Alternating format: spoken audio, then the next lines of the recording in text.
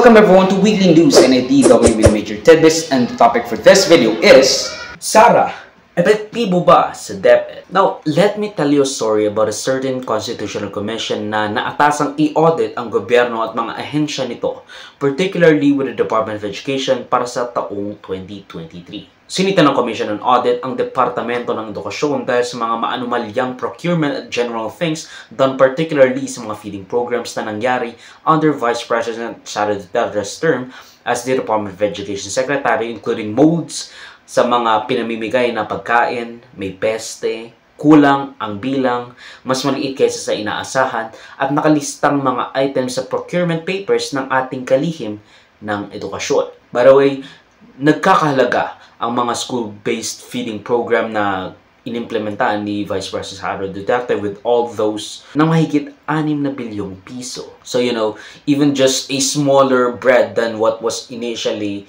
intended could, you know, compound into millions of pesos in savings and, of course, possible corruption.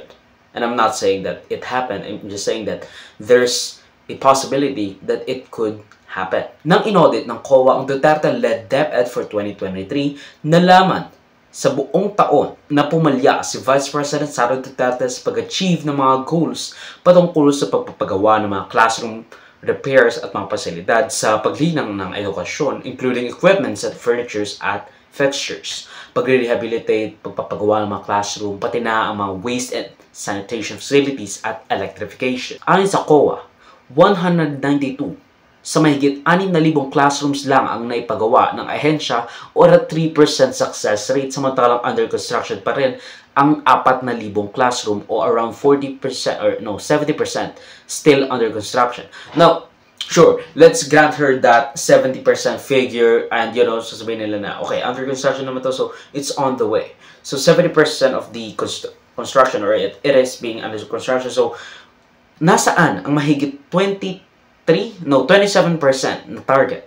Hindi na ba yun maitatayo? If so, paano yung extra budget na hindi na-utilize ng ahensya ng gobyernong ito because they haven't built that 27%, or they're not even under construction, they're not even in the process of, you know, constructing those said classrooms. Naalala nyo ba nung sinabi ni Vice President at Department of Education Secretary Sara Duterte nang sinabi niyang bigyan nyo lang ako ng 100 bilyong piso at aayusin ko ang sistema ng edukasyon sa bansa? I mean, what a naive and bold assertion, di ba? Never mind the fact na ang Department of Education ay may budget na 700 billion pesos under her term, the largest of any departments and agencies of the government as duly prescribed under the 1987 Constitution of the Philippines, kung saan ang pinakamalaking appropriation ay dapat mapunta sa ahensya concerning education. Sinabi ng COA na only 208 out of the 7,550 classrooms are to be repaired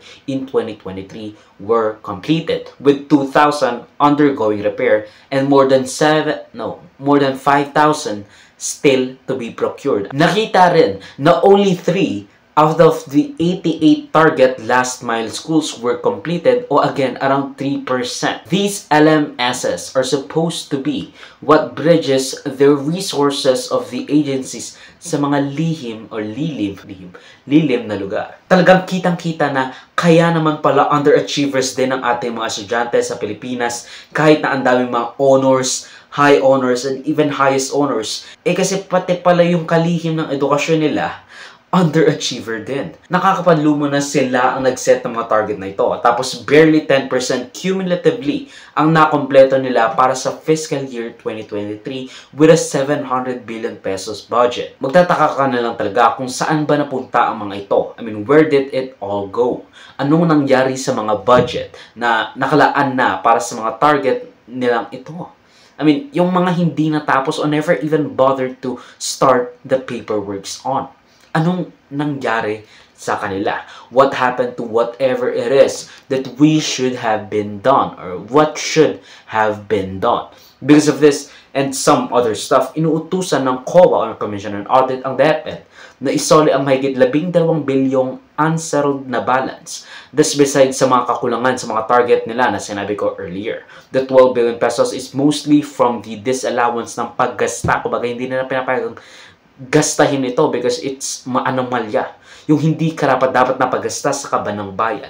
Yung hindi pinayagan to go through. And she has the guts to refuse to answer the reasonable questions laid out by the senators and representatives from both the administration and the opposition. And I think I speak for every Filipino out here and say na in light of bearing Vice President Sara without an H. Duterte's incompetence and general disapprovability, I think we can all agree that the Commission on Audit should always and always have and publicly release their reports in every government agencies.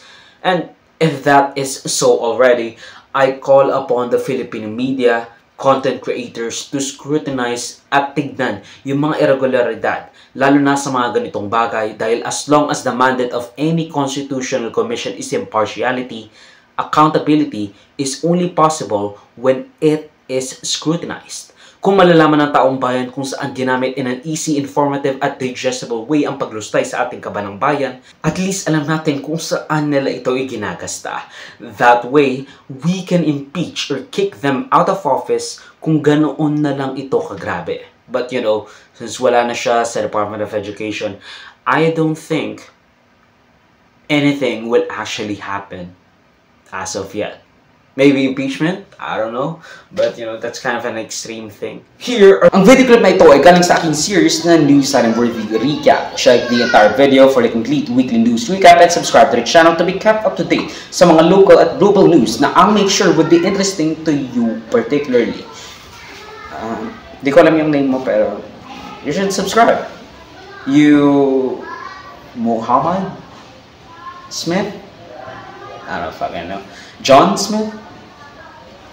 Salamat sa manonood mga kabayan. Avoid me, like, subscribe, follow my links in socials and avoid. Choose that would be linked down below. Sa susunod muli, of course, paalam.